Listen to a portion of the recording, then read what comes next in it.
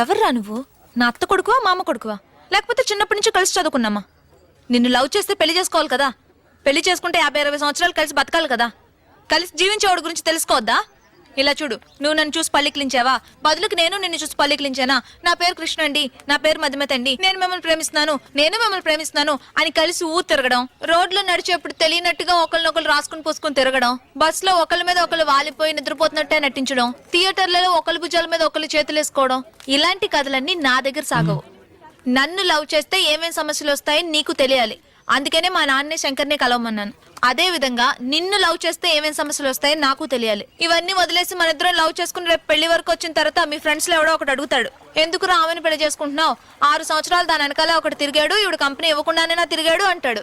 ఎందుకు మరిది గారు 4 నెలలు పెద్దదాన్ని పెళ్లి చేసుకుంటున్నారో నీకు వదిన వరుసలో ఉన్న ఎవరైనా అనొచ్చు. మీ అమ్మా నాన్న పోలీస్ కుటుంబం నుంచి అమ్మాయిని పెళ్లి చేసుకోవడం మంచిది కాదు అని అనుకోవచ్చు. ఇవన్నీ కలిసిందే మధుమతి. ఇవన్నీ రేపు ప్రాబ్లం కావచ్చు, కాకుండానే పోవచ్చు. సపోజ్ అయితే నువ్వు ఫేస్ చేయడానికి రెడీ అంటే లవ్ చేసుకుందాం, లేదా ఎవరి దారి వాళ్ళది. ఏమండి, మరి ఇన్నాళ్ళు మీరు నన్ను లవ్ చేయనే లేదా? ప్రాబ్లమ్స్ ఫేస్ చేయగలనంటే లవ్ చేసుకుందాం. రెడీ అండి.